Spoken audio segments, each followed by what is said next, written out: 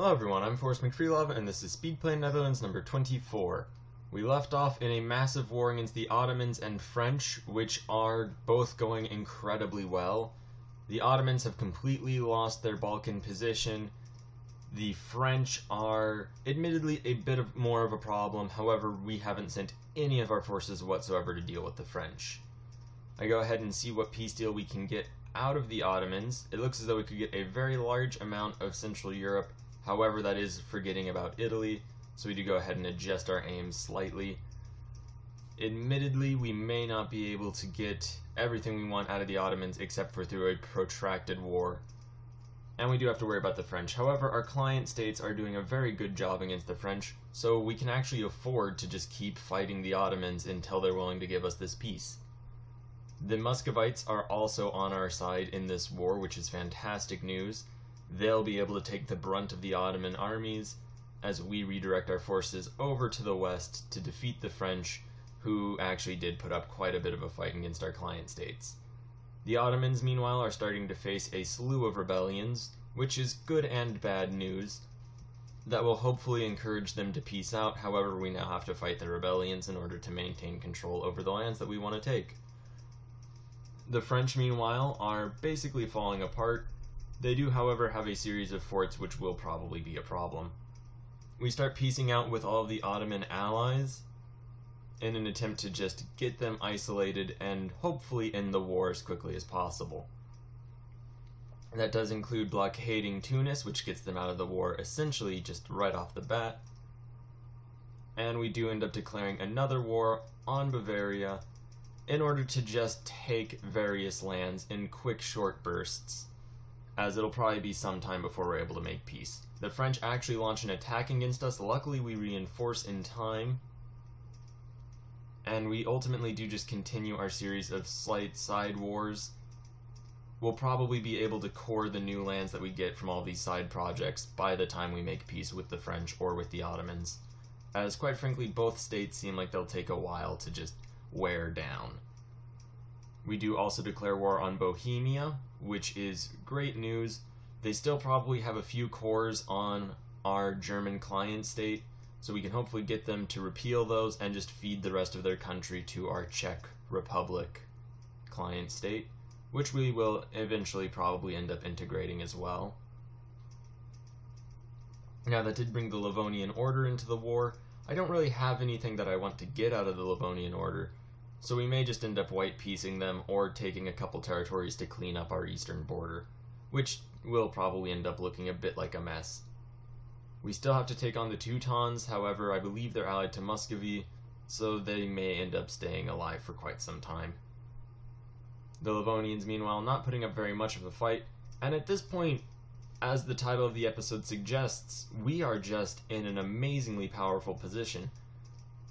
The Livonians, for whatever reason, not accepting peace. It turns out they also have a bit of Finland, in fact around the southern half of it, so we may end up just moving up into Finland, taking all that land and giving it to our Swedish vassal, which is actually a vassal and not a client state, so they do have higher liberty desire and they are just a bit more of a problem.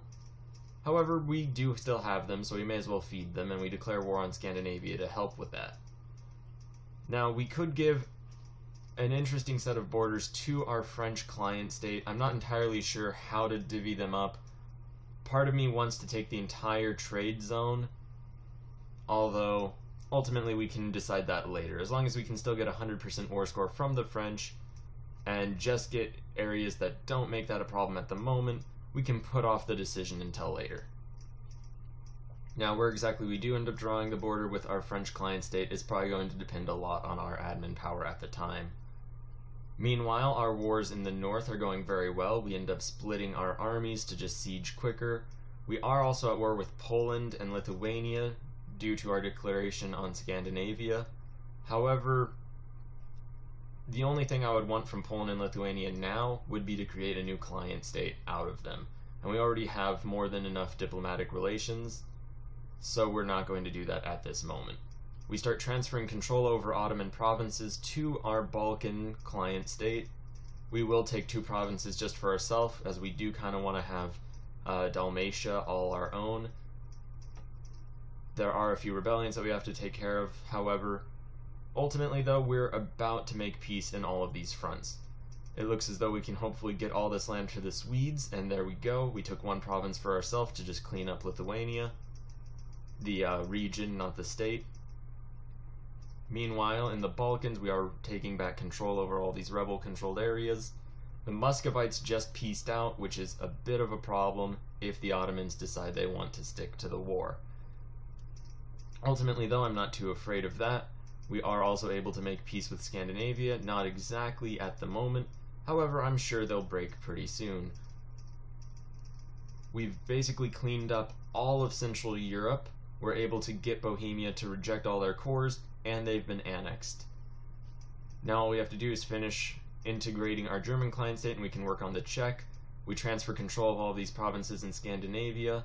We can't quite make peace at the moment, which is a bit of a bummer. However, I'm sure it won't be too long at all.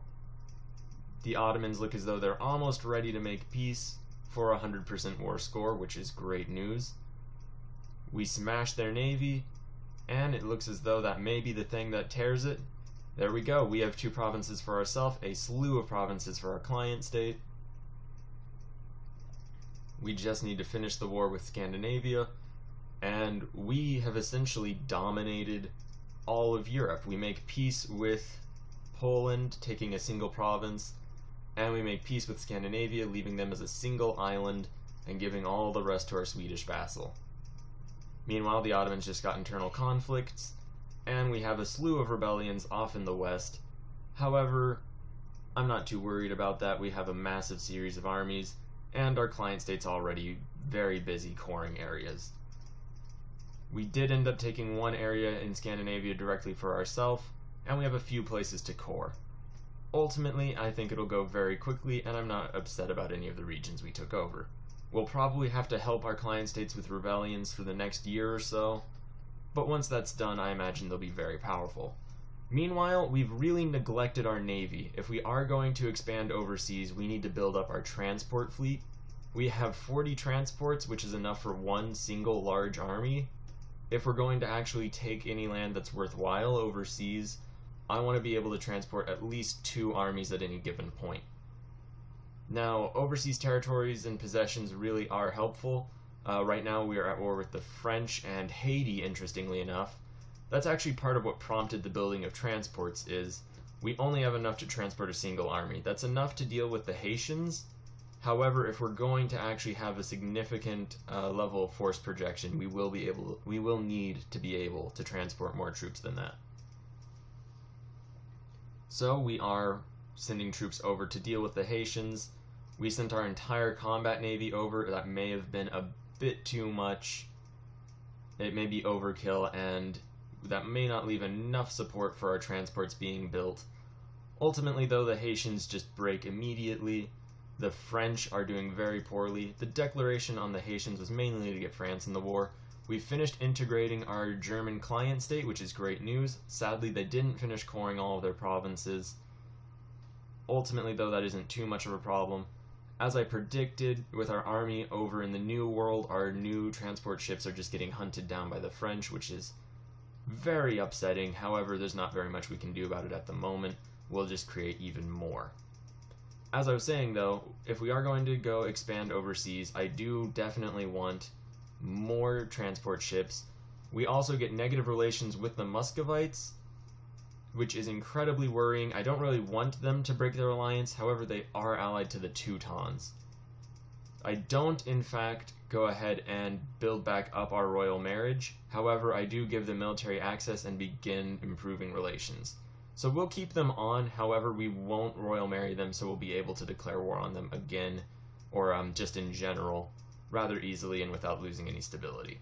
We are turning a bit away from the Muscovites, as they are essentially the only European power left other than Spain that isn't a client state or vassal of ours in some way.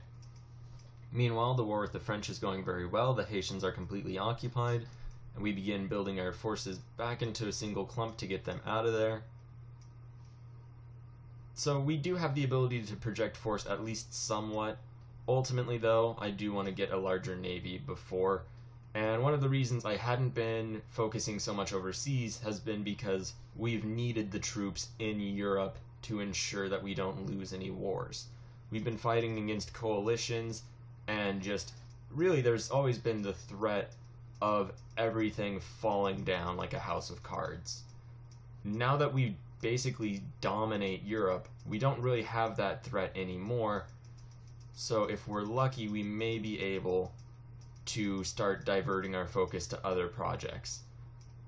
Now, with the integration of our German client state, I do still want to integrate the Czech client state and take over all of the Teutonic Order. However, once that's done, essentially I'll be around done in Europe.